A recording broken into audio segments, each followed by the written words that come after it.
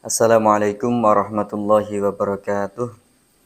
Al-Fatihah. A'udzu billahi minasyaitonir rajim. Bismillahirrahmanirrahim.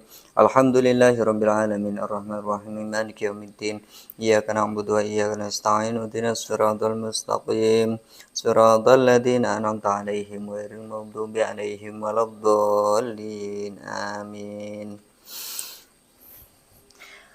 Meneruskan pengajian kitab Al-Qiyam fi Bayani Ahkamis Syam. Kemarin sudah diterangkan tentang syarat sah puasa. Sekarang syarat-syarat wajibnya puasa. Kapan seseorang itu wajib berpuasa? Bismillahirrahmanirrahim. Qala al-musannifu rahimahu wa ta'ala wa nafa'ana bihi wa bi ulumihi fid dharaini wa a'ada alaina min barakatihi. Amin. Syurutu wujubi shaumi, syarat-syarat wajib puasa. Ai idza tawaffarat hadhi syurutu wajaba as-shaumu. Maka jika telah sempurna syarat-syarat ini, maka seseorang itu wajib berpuasa. Wa hiya khamsatun, ada 5 syarat wajib puasa. Apa saja? Al-awwalu al-islamu fala yukhatabu bihil kafiru fid dunya. Yang pertama, syarat wajib puasa adalah Islam. Orang kalau sudah masuk Islam, sudah syahadat, maka wajib puasa. Untuk orang kafir bagaimana? Orang kafir tidak terkena hukum puasa ini. Yang terkena hukum adalah orang Islam. Wa ammal murtadu fayajibu alaihil qada'u idza raja'a ilal islami taghlidun alaihi. Kalau orang yang murtad itu setelah Islam, setelah masuk Islam dia itu keluar itu namanya murtad, orang yang keluar dari Islam. Nah, bagaimana orang yang murtad ini? Maka seandainya orang yang murtad ini masuk Islam lagi, maka baginya ia juga harus mengqadha puasa yang ditinggalkan selama ia murtad. Misalkan murtad selama 10 tahun, maka dia tinggal mengalihkan ya puasanya. Misalkan puasa Ramadan itu 1 bulan 30 hari kali 10 tahun berarti 30 hari kali 10 berarti 300 hari kan gitu, mengkodok karena kemurtatannya. Wasani at-taklifu ay ayyakuna balighan aqilan.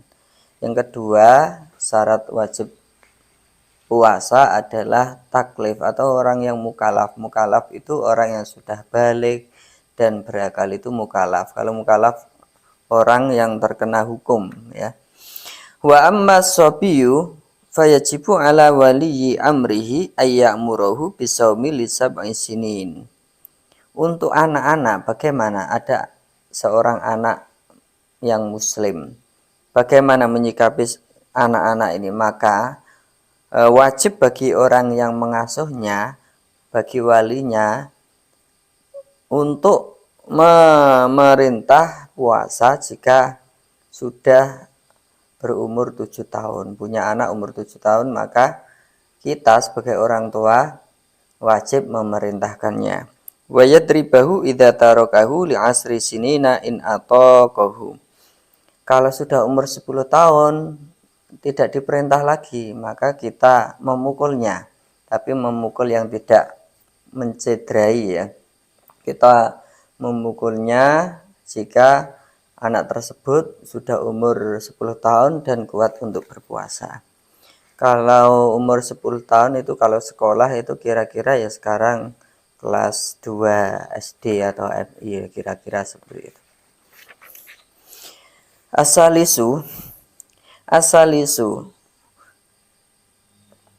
al-itaqatu ay al-qudratu alaihi. Yang ketiga, syarat yang ketiga selain Islam, kemudian taklif atau mukalaf, yang ketiga adalah itaqah. Itaqah itu kuat berpuasa, kuat menjalankan puasa, karena ini menahan lapar, menahan makan dan minum, tentunya lapar, maka harus kuat. Wal itaqatu takunu hissan wa sar'an. Kuat ya, kuat itu dalam puasa itu dibagi menjadi dua. Kuat secara hisan, secara panca indera atau secara fisik, wasaran dan secara syariat. Secara non fisik, secara syariatnya. Al-awalu hisan. Yang pertama tentang hisan, kekuatan secara panca indera atau kekuatan fisik. Fala yajibu ala sayhi al-harami wal maridi alladhi la yurja bur'uhu. Orang yang yang sudah tua, apalagi pikun, orang sakit yang tidak bisa diharapkan kesembuhannya, maka ini termasuk orang yang tidak kuat secara fisik ya. Orang yang tidak kuat secara fisik karena sudah tua atau sakit ini tidak wajib berpuasa. Tidak wajib berpuasa. Wasani syar'an fala yajibu 'alal haidi wan nufasai. Yang kedua adalah kuat secara syar'i. Maka tidak wajibkan berpuasa itu bagi orang yang haid atau orang yang nifas. Orang haid dan nifas itu ya bisa saja kuat fisiknya, seandainya puasa kuat. Tetapi secara syariat ia dibilang tidak kuat. Karena apa? Karena dia dalam keadaan tidak suci. Karena dia haid atau dia nifas bagi seorang wanita. Tapi kalau laki-laki nggak ada ya. Nggak ada yang haid dan nggak ada yang nifas. Itu. Warabi'u, syarat wajib yang keempat. Apa saja? As-sihhatu, selain kuat juga sehat. Fala yajibu 'alal maridi, maka tidak wajib bagi orang yang sakit ya. Orang yang sakit harus sehat. Wadhabitul mardi al-mubihi lil fitri huwa alladhi yukhafu minhu al-halaku au ta'akhurus syifai au ziyadatul maradi. Lah, batas orang yang sakit sehingga diperbolehkan untuk tidak berpuasa itu bagaimana? Nah, jadi sakit yang boleh untuk tidak berpuasa adalah sakit yang dikhawatirkan menuju kerusakan atau menuju kematian atau menuju ta'akhurus syifa, yaitu kesembuhan yang lama.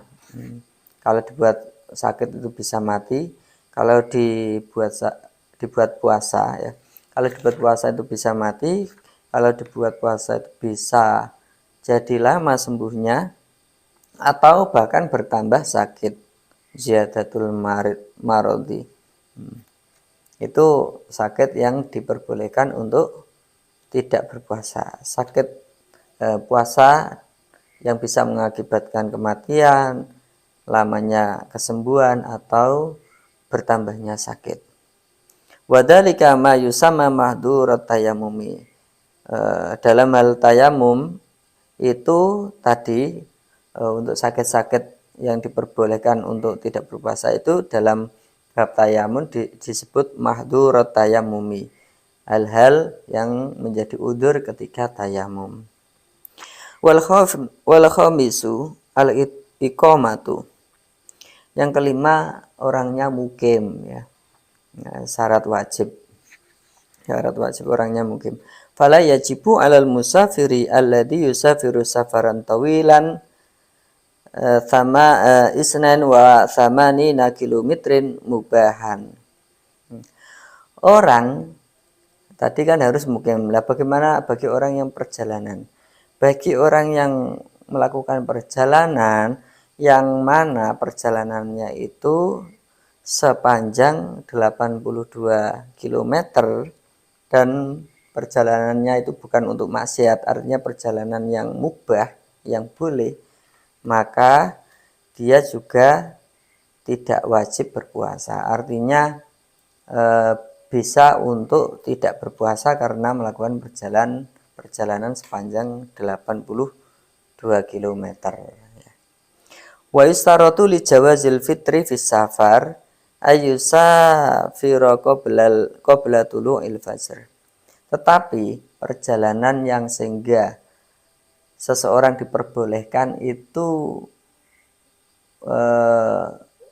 untuk tidak berpuasa, itu syaratnya adalah ketika dia melakukan perjalanan itu dimulai sebelum fajar. Jadi sebelum imsak dia sudah melakukan perjalanan. Setelah melakukan perjalanan yang sejauh 82 km, maka dia kalau pengen tidak berpuasa boleh, ya. Boleh.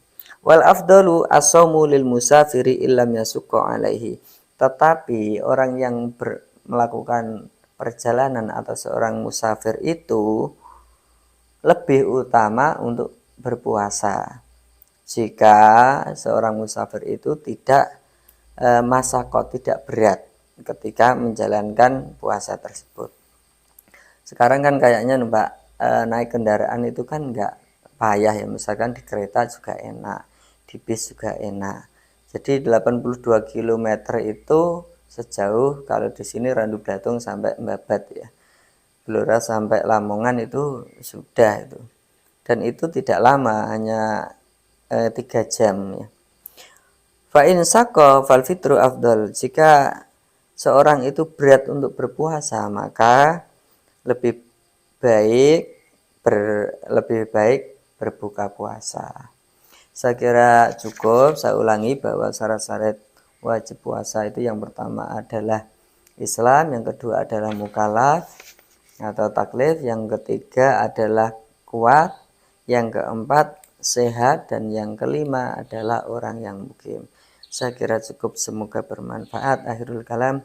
Wassalamualaikum warahmatullahi wabarakatuh.